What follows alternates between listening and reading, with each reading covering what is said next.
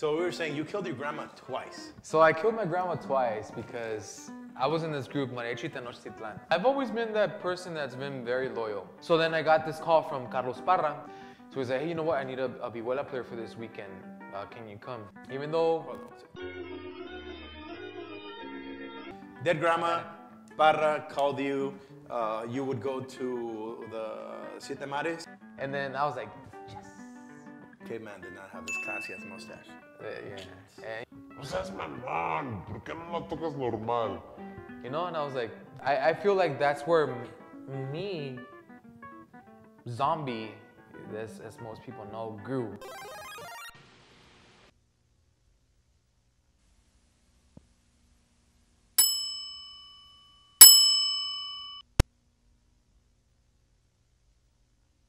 All right, so yeah, so Ernesto Molina, Misael, he's all like, you know what, this guy looks like me. You know, oh, le quedan los trajes. And I'm like, no, dude, don't say that. So he's like, oh, pues que vayas el jueves, porque los jueves, de jueves en adelante se trabajaba de mariachi ahí. So he's like, el jueves es los días de aficionados. Dice, vete en tu traje, tú vete en tu traje y tú nomás llévate tu vihuela. So I go. I used to be very nervous. People see me in my videos and they're like, oh, you know, he's outgoing, you know, he talks to people. But when I was young, I was like, quiet, dude. I didn't like talking to people. So that day that I went, I remember I was nervous as I was nervous as hell. Because that was like, aparte de Mariachi Los Toros, they were a good group. This was like, damn, I'm working with ex Sol de Mexico, ex Camperos, blah, blah, blah. And that's what went on in my head. You know, I was like, growing up, I used to get hyped. So just do it! Make your dreams come true!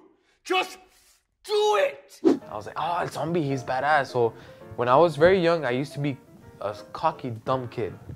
But when I got to these, I don't know, you want to call them big leagues or bigger groups, I was very like, you know, bien callado. So I remember I was shy. And I used to sing, I only sang 2 songs maybe. So he's all like, hey, Neto quiere que te vayas a cantar en el primer show, quiere que cantes una canción. And I was like, but singing is not my thing. Ah, tú canta, güey, tú cantas bien. So I was like, all right, cool. So I sang Despreciado. And I was, according to that, I was part of the Noche de Aficionados, right? Oh, viene Noé Garcia, va a cantar el Despreciado. So there I am, maybe 23-year-old me, right? 34 now. So damn, 10 years ago. Or what, 11? Right, 11. How old are you? Well, you're the teacher here. I don't know how old you are. I just said 34. Oh, I thought you said 33. You're supposed to be paying attention right now.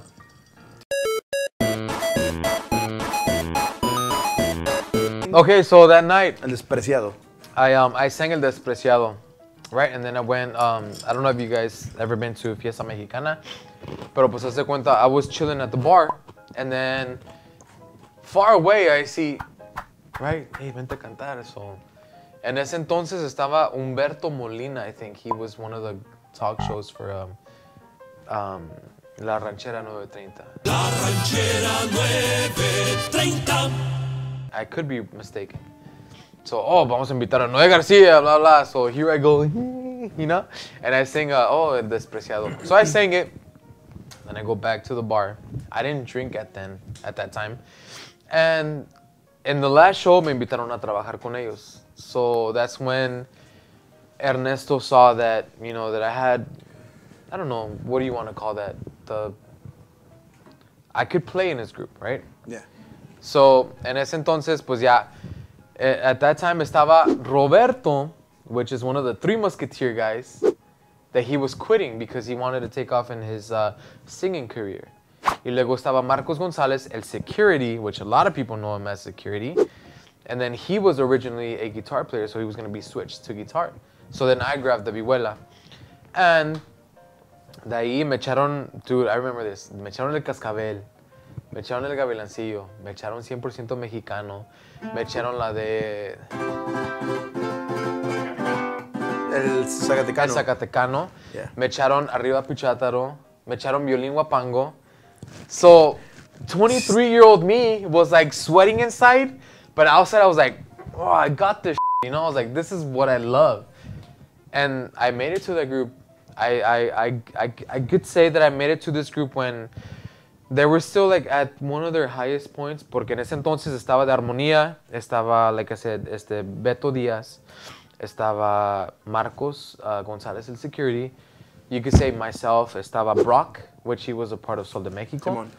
Estaba Elio Armas. Estaba Trompeta, right? Fernando Guayo de trompeta. Estaba, obviamente, Ernesto Molina. Estaba Luis Jauregui.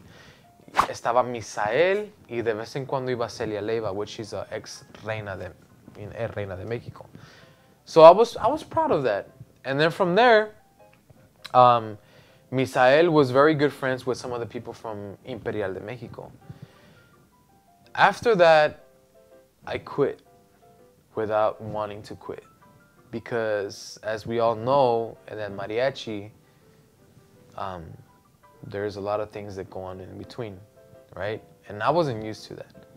When I was in younger groups, I was just exposed to weed. Y en ese entonces, I'm talking about early 2000s, mid 2000s. Nowadays, ya todos son bien descarados.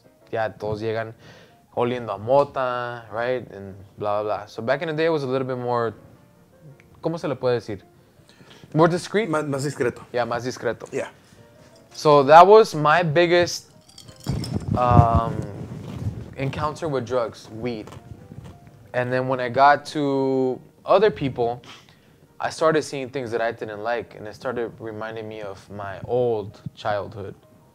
So I was like, you know what? I don't think I want to be in this group for so long. So they had, I want to say they had 5 suits at the time. Y yo nomás agarré 3.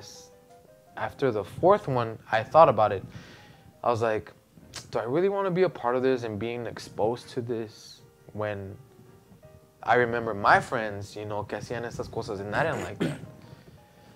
So after that, yo ya como que le paré de echar ganas. I stopped kind of like caring as far as me getting the suits. I've always been a musician that if I'm heartbroken, if I went through like a hard breakup with a girlfriend, when I go work, that's totally different, right?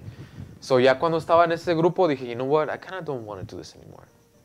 So then, pasó la primera semana, and at that time, my sister had taken off to Mexico with my brother-in-law.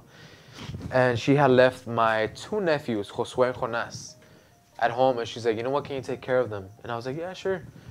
So en ese entonces, I thought about the last suit. I don't even know why I saw it that way, like the last suit.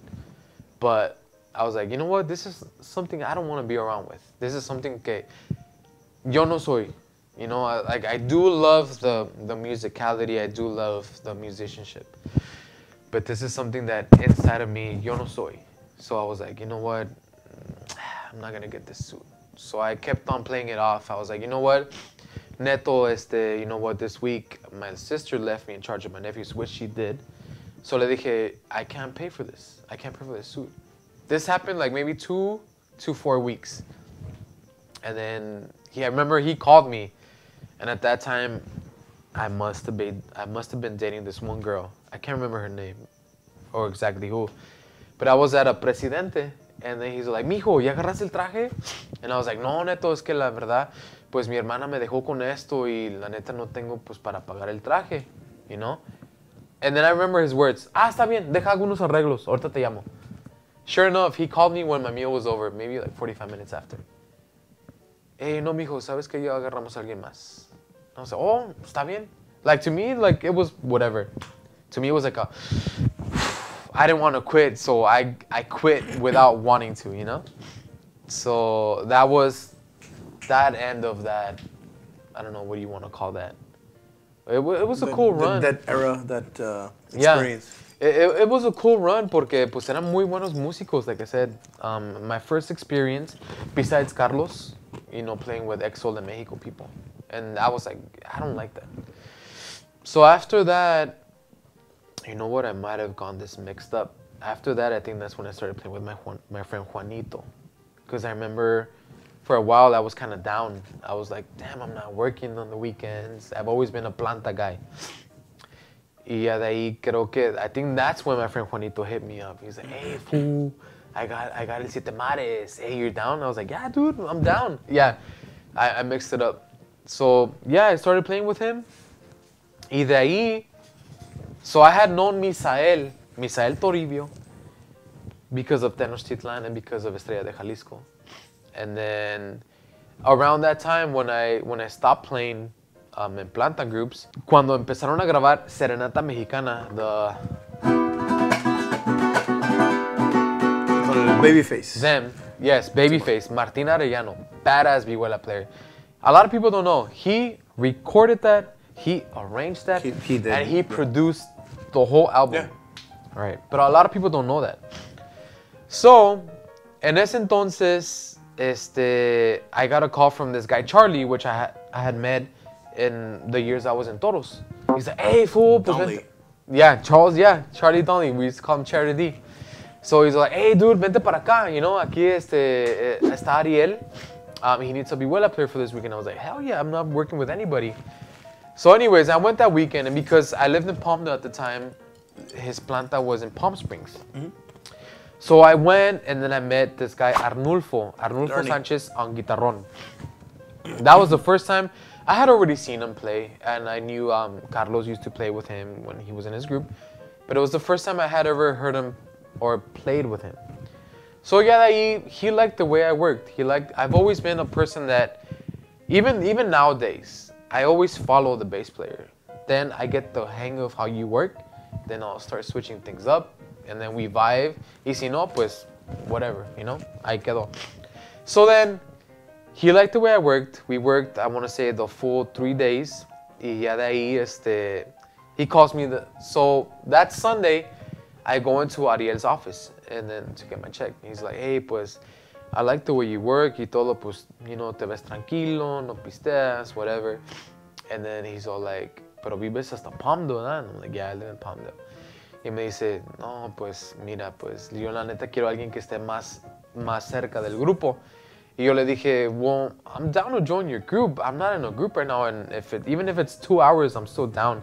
I think that weekend I made 2 hours and a half, and I got snow, and I stayed at his house. And then he's all like, no, es que yo ya sé cómo es el charro. He's all like, yo quiero que alguien esté, que vaya a entrar y que se vaya a quedar aquí. I was like, well, I came this weekend, right? I'm down to be here. But I was telling a girl, hey, I want to be your boyfriend. And then the chick's like, I don't think you could be my boyfriend. No la cuajas, no la cuajas. Yeah, sí. So yeah. I had bad experiences. Yeah. So that was the thing. After that, I went back home, whatever. De vez en cuando me invitaban a chambas. And then, like I said, I had met Arnulfo. Maybe 5 months after that, maybe around this time, one of my friends, Richie Martinez, he's a very talented vihuela player that a lot of people don't know of. I used to go to his house maybe every Monday. Nos poníamos a practicar, nos agarramos con el metrónomo. We got so fast that we used to do trémolos for about a minute or two at 220 beats per minute. And I'm not lying. If you ever hear that, Richie, you know that's true. So anyways, it was like a friendly rivalry. Hey, dude, sale México de noche. And then, you know, nos quedábamos así, and then we'd be like dripping sweat, and then, hey, let's go see what we have in the fridge. You know, I would go to his house, and then he was the one who told me, hey, I heard that Mario El Mono needs a vihuela player. And I was like, really? He's like, yeah, call him. He's like, why don't you call him? And at that time, I was like, you play like me, you know, we play the same. Why don't you call him? You know, stop being you call him. He's like, no, you call him. So I was like, all right, I call him. I called him maybe 2 weeks after. Hola, buenas tardes, Mario, me llamo Noé Garcia, you know, whatever. Me dijo un amigo que usted ocupa un vihuelista. And then he's all like, no, pues ya tenemos a Martín Arellano, no sé si lo has escuchado, le dicen el Babyface. And at that time, I was so naive. I was like, no sé quién es. And then he's like, oh, pues es que pues, toca bien la vihuela y hace sus arreglos. So I was like, oh, okay, pues ahí tiene mi número. No, sí, yo tengo tu número. So anyways, 6 months after that, he calls me. And I don't think I had his number saved. And then he calls me, he's all like, hola, sí, buenas tardes, Noé. Sí, buenas. Habla Mario El Mono. Like he has like this very... Habla Mario El Mono. And I was like, I was like, okay, ajá, ¿qué pasó? He's like, mira, vamos a tener un evento en el Hollywood Bowl y pues quería que tú vinieras a la práctica. He didn't say que tocara con ellos. He's like, quiero que vengas a la práctica. And I was like, I'm super down, you know? He's all like, no, pues es que ocupo que vengas en los próximos 45 minutos.